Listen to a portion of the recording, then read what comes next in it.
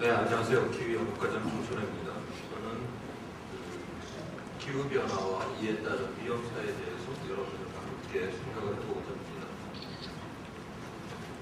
먼저 1750년, 그러니까 산업혁명 이전부터요, 최근까지 인구, GDP, 해외 투자, 해외 투자, 비료 소비량, 도시의 인구, 중위 소비량, 맥도날드, 매도수, 이러한 여러 가지들이 보게 되면은 1950년 이후에 급격하게 이렇게 증가를 하고 있다는 것을 갖다 보여주고 있습니다. 이러한 이제 증가로 인해 갖고 지구가 굉장히 어떠한 부담을 갖게 되는 것이고요. 그래서 이러한 이제 변화들을 갖다가 일으키게 되는데요. 그래서 저러한 지구의 충격으로 인해 충격을 이렇게 받게 되지만은 이러한 충격에서 왔다 갔다 하면서 하게 되면 어떤 이제 지구가 탄속력을 갖게 되는데요. 앞서 이제 1950년대 이후에 우리 인간의 그런 활동에 의한 저러한 것들이 부담이 돼가지고 지구가 이러한 이제 그 탄속력을 잃어버리고 어떠한 다른 상태로 어떤 인간이 사는 이러한 세계로 보면은 굉장히 그런 불안한 이러한 사회로 떨어질 수밖에 없는 그런 형태를 보일 것으로 이제 예상을 하게 됩니다. 그래서 지금 이제 저희들이 플래네타리 바운다리라고 하는 그러니까 지구의 어떤 위험 경계입니다. 이 그림은 2009년도에 록스트롬이 한 20여 명의 학자와 함께 지구의 그런 위험 요인들을 갖다가 이렇게 이제 9가지로다가 이제 정했고요. 그 다음에 이 녹색선을 벗어나게 되면 이제 위험으로다가 진입을 한다라고 이렇게 보았습니다. 그래서 지금 요 점이 산업혁명 이전의 상태이고요. 그래서 1950, 60년대, 7, 80년대, 벌써 7, 80년대에는 이제 질서 순환이 이런 위험 경계를 갖다 벗어나게 되고요. 그 다음에 90년대, 그 다음에 최근 해서 이미 기후 변화와 그 질서 순환과 생물 다양성은 이러한 위험 경계를 갖다가 벗어났다고 보겠습니다. 그리고 다른 것들도 이런 위험 경계들을 갖다가 지금 향해서 그렇게 가고 있고요. 그래서 지금 이러한 그 위험 경계에 대해서는 이미 유엔에서 유엔 사무총장인 이 반기문 총장도 그의 연설에서 끊임없이 계속적으로 언급을 하고 있고요. 다음 달에 리오 20에서 이런 지속 가능성 발전을 위한 이런 유엔 그 컨퍼런스에서도 바로 이 플래네타리 바운다리라고 하는 이 개념을 받아들인 그런 회의를 하겠다라고 하는 것이 이미 결정이 되어 있는 상황에 있습니다. 그런데 이제 앞서 말씀드렸듯이 그 9가지의 지구 그 위험 경계 요인 중에서 생물 다양성을 제외한 이 8가지는 저희들이 지금 그 기후 예측 모델에서 사용하는 지구 시스템 모델 안에 하나의 모듈로다가 하나하나가 다 들어갈 수가 있는데요.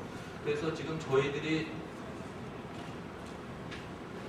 지금 사용하고 있는 그러니까 미래를 예측하기 위해서 사용하고 있는 모델은 이러한 대기와 해양과 해빙이라고 하는 이런 물리적 상태뿐만이 아니라 이런 온실가스, 이런 탄소순환, 에어로졸과 같은 화학적인 것들, 그 다음에 생태학적인 그런 역학적인 것들, 그 다음에 그 탄소순환과 물려서 해양에서의 이런 식물성 플랑크톤의 활동과 같은 생물학적인, 그래서 바이오지오 케미스트리, 생지화학적인 이런 순환 요소까지 다 포함된 여기에 태양 활동의 변화라든가 과거 기후에 대해서는 화산 활동에 의한 이런 폭발에 의한 이러한 요인들까지 다 포함시킨 지구 시스템이라고 하는 이런 모델을 사용을 해서 저희들이 과거부터 미래를 갖다가 우리가 예측하고 보게 됩니다.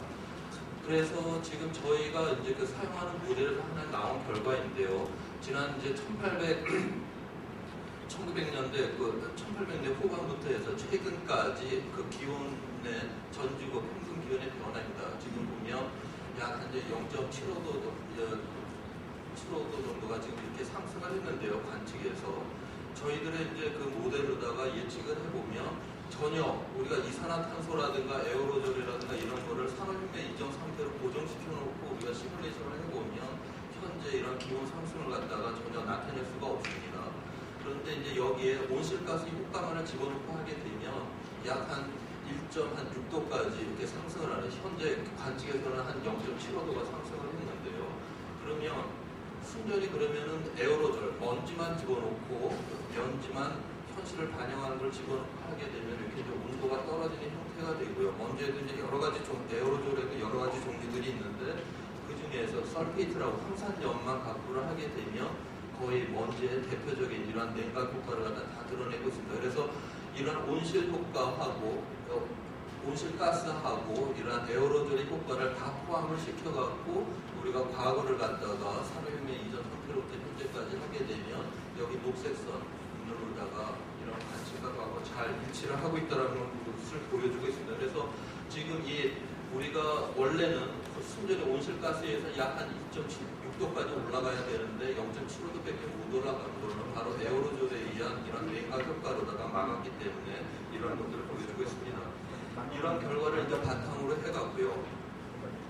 바탕으로 해서 첫 번째 우리가 그 지구 시스템에서 그 위험 요인 에어로졸을 한번 보게 되면 지난 이제 1900년대부터 최근까지의 그런 그 황산염의 변화입니다. 동서 평균된 그 에어로졸의 양인데요. 지금 보면은 그 1980년대까지 이 북반구 고위도 지방에 굉장히 그러니까 그 황산염이 많습니다. 이거는 이제 그 유럽이라든가 미국 쪽에 그런 이제 그 공장들에서 방출한 것 때문인데요. 이게 이제 타당 시설이 잘 됨으로 해갖고서 1980년대 이후에는 뚝 떨어집니다. 이런 고위도에서 그랬다가 위도 한 30도 부근, 그러니까 이 아시아 쪽에서 이제 공업화가 급격히 80년대 이후에 일어나게 되면서 이쪽에서 이제 증가를 하는 모습을 보여주고 있고요. 그런데 앞으로 미래를 보게 되면 이게 지금 현재 시점인데요. 지금까지 이렇게 황산염이 급격히 증가를 해왔다가 갑자기 이제 여러 가지 시나리오에 의해서 미래를 보게 되면 급격히 떨어집니다. 이 아시아 쪽에서 떨어진다고 예상을 하게 되고요. 그 다음에 이거보다는 약 한 10분의 1 정도인데 블랙카본, 그러니까 검댕이라고 부르는 것입니다. 이거는 보게 되면 이것도 한 1980년대 이후에 지금 그 인도라든가 동남아시아 쪽에 이런 검댕의 양이 굉장히 급격히 증가를 하고 있습니다. 얘는 얘처럼 그 온도를 떨구는 효과가 아니라 이제 증가시키는 효과를 갖고 있는데요. 이 증가시키는 효과 같은 경우는 2050년까지도 계속적으로다가 유지가 될 거라고 보고 있습니다. 그래서 이러한 온도를 떨구는 에어로졸은 급격히 줄어들고 온도를 증가시키는 블랙카본 같은 경우는 계속적으로 2050년까지 유지가 되는, 그래서 이 에어로졸의 이러한 효과라고 하는 건 냉각 효과가 있고요. 그 다음에 또 하나는 우리 직접적으로 환경적으로다가는 사람한테 이제 피해를 주는 그런 부분들이 있는데 이러한 이제 온난화적인 측면에 있어서는 좀 불리한 측면을 보여주고 있다는 것을 이야기를 해주고 있습니다. 그 다음에 지금 이거는 이제 저희 모델의 결과를 포함을 시켜서 시민5라고 하는 전 세계 앞으로 내년이나 내후년에 나올 IPCC 5차 보고서에 나올 그 결과입니다. 지금 보게 되면은 그 산업혁명 이전 상태로부터 시나리오에 따라서 RCP 2.6 시나리오하고 8.5, 그러니까 우리가 지구가 앞서 말씀드렸던 탄속력을 갖다가 보유할 수 있는 그 온도를 보게 되면은 시나리오에는 한 1.4도 정도 20세기 말에 비해 갖고, 그렇지만은 산업혁명 이전 상태에 비하면 2도 미만입니다. 그래서 2도 미만에 있을 때만이 우리 인간이 이 지구가 탄속력을 갖고 있다라고 우리가 그렇게 예상을 하게 되는데요. 바로 그런데 앞으로 이 부분을 갖다 우리가 달성하기는 실질적으로 굉장히 어렵고 이 중간쯤으로 이미 될 거라고 보고 있습니다. 그에 따라서 여러 가지 해수면 상승이라든가 극한 기상이라든가 하는 여러 가지 피해들이 일어날 것으로 예상을 하고 있고요. 그 다음에 세 번째로 이 불순환의 문제입니다. 일단 동아시아 영역만을 보게 되면 우리나라 이게 우리 2020년대, 50년대, 이제 80년대에 서 시나리오는 8.5 시나리오, 그냥 전혀 온실가스를 저감하지 않는 시나리오를 기준으로 해서 보여드리게 되면 우리나라 강수량이 쭉 보면 증가를 하고 있습니다. 그런데 한 25% 이상 이렇게 증가를 하게 되는데 지난 100년 동안에도 한 20%가 증가를 했고요. 앞으로도 한 20% 정도가 강수량이 증가할 거로 보고 있고요. 당연히 이러한 증가에 따라서 하천에 있어서의 그런 물의 저장량은 계속 이렇게 증가가 되는 것으로 보고 있습니다. 그런데 지금 이 토양의 수분량을 보게 되면 지금 토양 25cm 이내에서는 다 이게 건조화가 일어나고 있는데요. 이 이유는 온도 자체가 굉장히 올라가기 때문에 거기서 이제 그 증발이 많아져 갖고 토양 자체는 건조화가 일어나는, 그래서 하천에 물이 많다라고 하는 어떤 홍수의 위험성, 그 다음에 토양에서는 우리가 작물에서 자라나는 25cm 미만의 그런 토양에서는 이런 건조화로 인한 그런 가뭄의 효과까지도, 그래서 동일한 공간에서 홍수와 가뭄을 걱정해야 되는 그런 상태를 갖다가 예상을 하고 있습니다. 그 그다음에 이제 우리나라 영역으로 보아갖고 이것도 20세기 말에 비해서 2021년에서 2050년 사이 21세기 말에 지금 그 강물의 우리나라 강들의 유출량의 변화, 월별 유출량의 변화이고요. 이거는 지하수의 변화량입니다. 전체적으로 이제 강수량이 늘기 때문에 다 이제 증가가 된다라는 시그널을 보여주는데, 특히 2021년에서 50년 사이에서는 지금 5월달 같은 경우 보면은 강수량이 굉장히 감소가 될 수 있는, 그래서 단기적으로다가는 이런 어떤 기후 변화에 의한 어떤 이런 봄철에 이런 가뭄은 더욱더 심하게 느낄 수 있다라고 하는 것들도 이런 보여주고 있는 그런 결과입니다.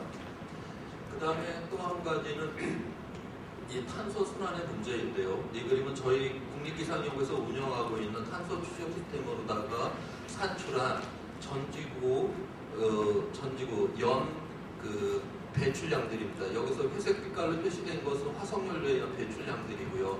보게 되면은 2008년도에 금융위기가 있게 되면서 이렇게 배출량이 약간 줄어들죠. 지금 2010년도에는 확 다시 이제 증가를 했는데, 그 다음에 여기 붉은 빛깔로 표현된 것은 이제 산불에 의한 그 CO2 배출량이고요.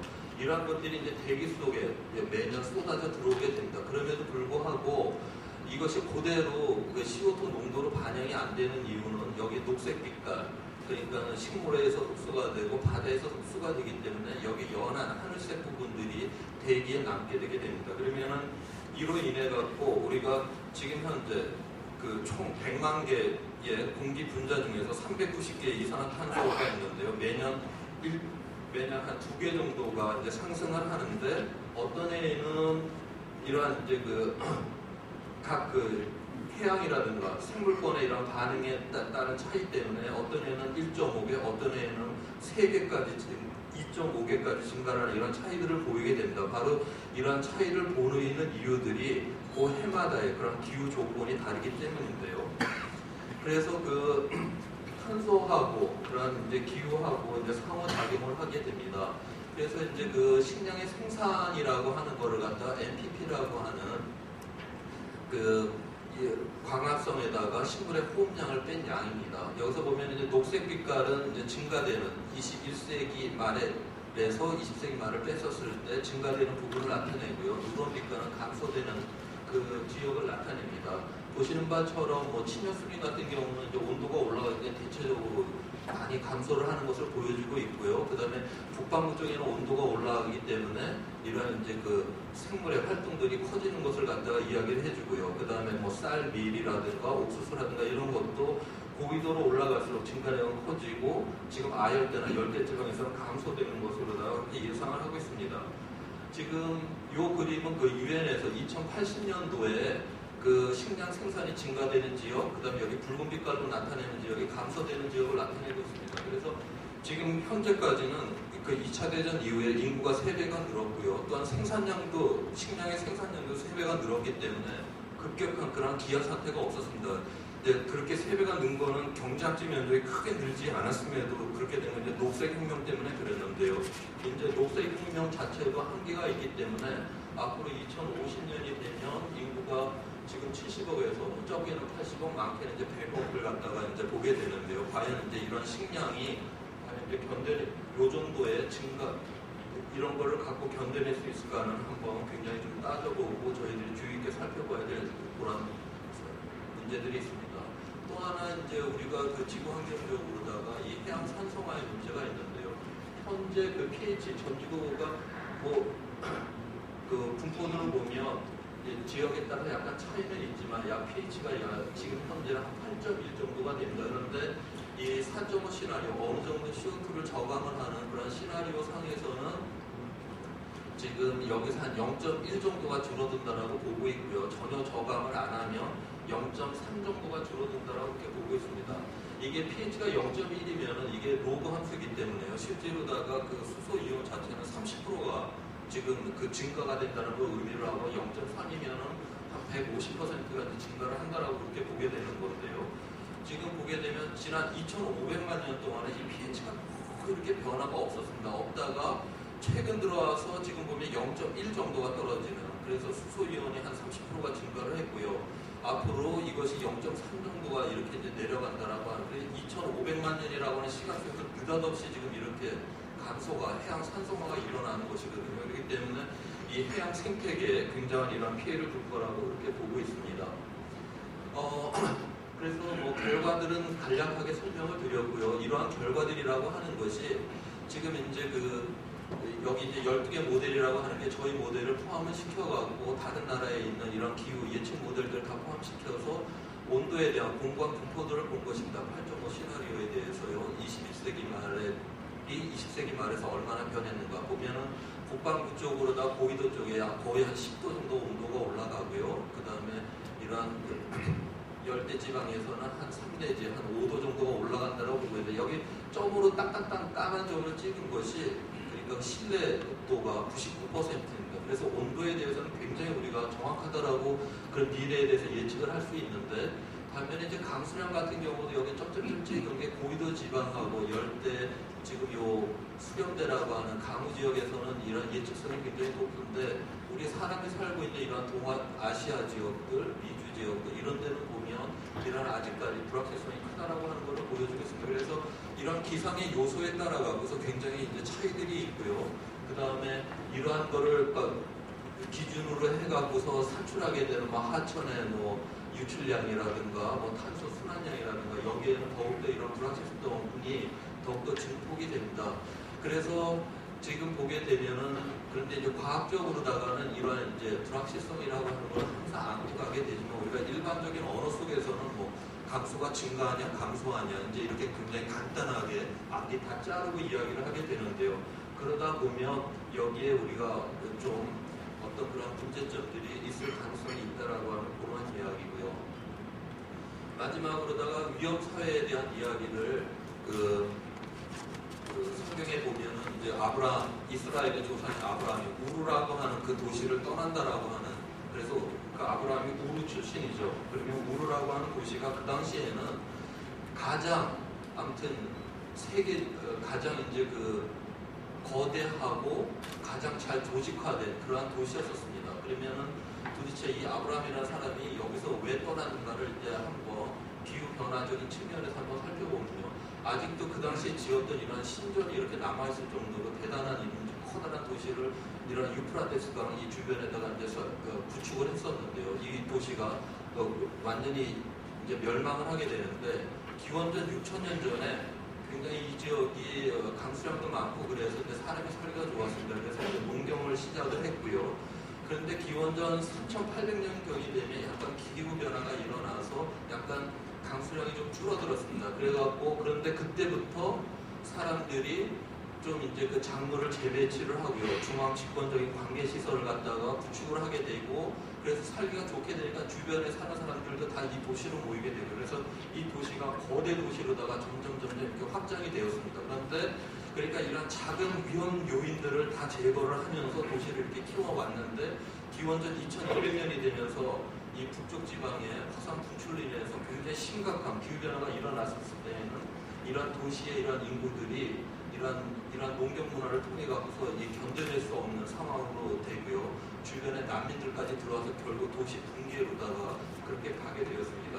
우리가 서울이라고 하는 이 거대 도시에서 일주일 동안 물에 공급하고 식료품 공급이 중단이 된다. 한 달 중단이 된다. 아마 1년 정도가 그렇게 공급이 안 된다고 생각하면 도시가 붕괴를 하겠죠. 마찬가지로 이런 수천 년 전에도 이런 거대 도시가 이런 거대한 위험에서 붕괴가 돼버렸다라고 하는 어떤 면에서 지금은 자그마한 이런 위험 요인들을 잘 제거를 하면서 우리가 그렇게 거대한 도시를 만들었지만 저런 거대한 위험이 닥칠 때는 한꺼번에 무너질 수 있다라고 하는 그런 이야기입니다. 이거를 발판으로 해서요. 이 그림을 보게 되면은 지난 1980년부터 해서 최근까지 동서 평균된 이산화탄소의 그 증가율입니다. 증가율이 이런 식으로다가 이제 위도대에서 이렇게 증가를 하고 있는데요. 지금 모크가 불안이라고 하는 이 그림에서의 이 백그라운드로 썼던 이 패턴을 보면 거의 비슷하죠. 어떤 면에서 지구 안에 지금 이러한 저런 어떤 신호와 이러한 무늬들이 이러한 불안의 이러한 무늬들하고 굉장히 이렇게 비슷하다라고 하는 걸 보여주고 있습니다. 그러한 이유는 지금 현재 우리가 굉장히 풍요로운 사회 속에서 살고 있지만은 이런 위험한 사회에 살고 있다라는 거고요. 이러한 것들이 예측 불가능하고 대형화되고 아무튼 뭐 이러한 우리와 의사와는 관계없이 또한 발생을 하고요. 또한 이러한 통신이라든가 교통으로 인해 갖고 이러한 또 불안이 금방 또 전파되는, 그래서 굉장히 우리 사회 자체가 이러한 위험 위에 이런 불안이라고 하는 이것까지 더해져 갖고 우리가 위험 사회 속에서 그렇게 지내고 있다라고 하는 이야기고요. 그래서 마지막으로 매넨 대학교의 우리에게 이런 위험 사회의 이야기로다가 오늘의 이야기를 마치도록 하겠습니다. 이 사람은 근대라고 하는 근대 사회학이라고 하는 나는 배고프다에서 시작을 했지만 현대라고 하는 건 나는 불안하다라고 하는 이 베이스보다 시작을 한다라고 하는 거고요. 과거의 위험이라고 하는 거는 우리가 홍수, 가뭄, 지진, 패스트처럼 외부적 위험에 대해서 관계 기술이나 보건 위상 등의 결핍 때문에 일어난 반면에 현대 위험은 그 결핍을 메워왔던 그런 산업 기술의 그런 진보가 초래한 내재적인 위험이고, 그것은 주로 결핍이 아닌 과잉 때문에 발생을 했다라고 하는, 그렇기 때문에 어떤 그 조그만한 하나하나의 그런 요인들을 갖다가 방어를 통해서 되는 문제가 아니라 근본적인 우리 인간의 성찰을 통해서 이 문제는 해결할 수밖에 없다라고 하는 이 이야기로다가 오늘 저희 이야기를 마치도록 하겠습니다.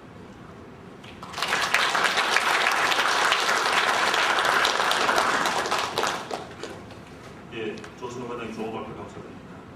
이어서 이러한 기후변화로 인한 위험사회에 대응하는 과정에서 산업 환경 변화라든지 산업 분야별 위험 요인과 기회 요인에 대해서 말씀해 주신 산업연구원의 한기수 선임연구원의 기후변화 시대, 우리 산업의 기회와 위험이라는 주제의 발표가 있겠습니다. 안녕하세요. 전 산업연구원의 한기수입니다. 먼저 이렇게 좋은 날씨에 저는 성경을 초청을 해서 발표할 기회를 주시게 돼서 대단히 감사합니다. 발표 앞서 제가 조금 사과를 드려야 될 게, 감기가 시작하게 걸려가지고서 계속 그냥 말을 하면 기침이 나와서 한마디 하고 기침 왔다, 한마디 하고 기침하고 하니까 그래서 걱정이 됩니다. 다행히도 제 집사람은 아직까지 감기 안 걸렸습니다. 그래서 전염력은 거의 걱정을 안 하셔도 될 것 같습니다. 제가 오늘 이제 발표드리는 내용은 기후변화, 사람의 기회와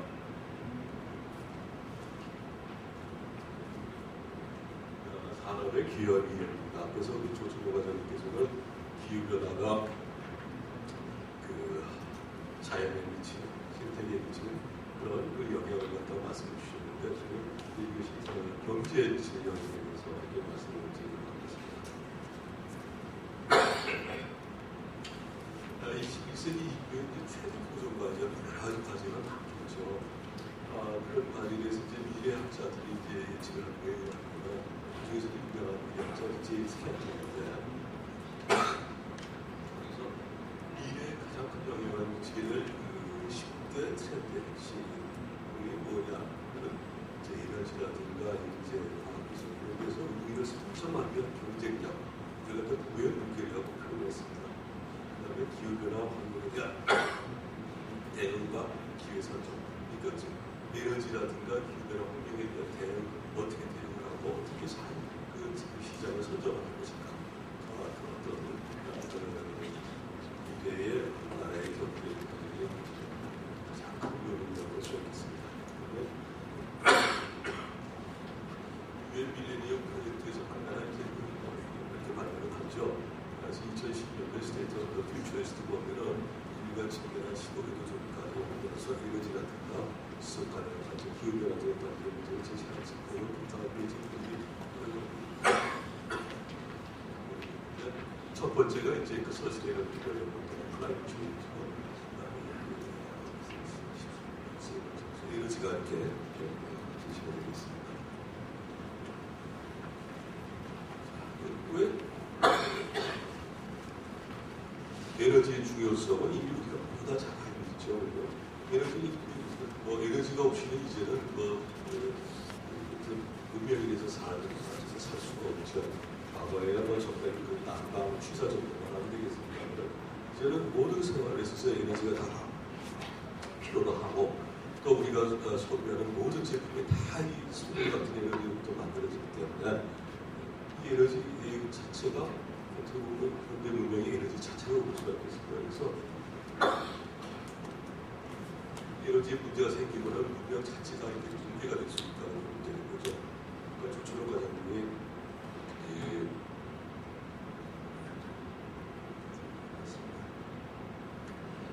뭐 여러 가지 그 1차 상품의 물이라든가 이런 거에 부족하게 되면은 뭐 성장에 대한 영향이 있을 거라고 이렇게 말씀드렸는데 에너지 자체는 아주 좋아합니다. 중장이 되면 그대로 이건 웨스트하게 되는 거예요. 뭐 우리 자체 아시다시피 저 전기 나가고 가스 나가고 그건 어떻게 되겠어요? 아무 탈수가 있는 게 없습니다. 그때는 굉장히 중요한데 문제는 이러한 에너지가 가스도 보관이 되고 나오면서 문제는 중국 같은 걔네들 수요가 급속하게 증가를 하고 있다는 거죠. 그래서 수급의 불안이 이제 가속화된다는 건데 그동안에 사실 수급 불안은 계속 있어 왔을 거예요. 그러나 요새 와서 최근 몇 년 사이에 수급 불안이 더욱더 가속화되고 더욱더 심화됐다는 게 좀 더 커다란 문제가 있다는 볼 수가 있겠습니다. 그래서 더군다나 이제 뭐 여러분 잘 아시다시피 작년에 일본의 원전 사태로 인해 가지고서 일본이 전력 공급의 한 27%까지 차지하던 원전 시설을 분야사를 완전히 폐쇄해버렸어요. 그러다 보니까 어떻게 되냐면 일본 사람들이 굉장히 어떤 면에서 보면 정부에 잘 이렇게 순종적이어가지고서 뭐 큰 문제는 없습니다만은 어떻게 주간 전기요금하고 야간 전기요금하고 거의 7배가 차이가 나게 되겠습니다. 그러니까 이 세탁기 돌리려면 야간에 해야 되고 뭘 하려면 다 야간에 해야 되는 상황입니다. 그러니까 생활 자체가 완전히 패턴이 바뀌게 될 수밖에 없는 거예요. 그리고 독일도 마찬가지로 이제 2020년까지 뭐 이런 계획에서 원전이 이제 계속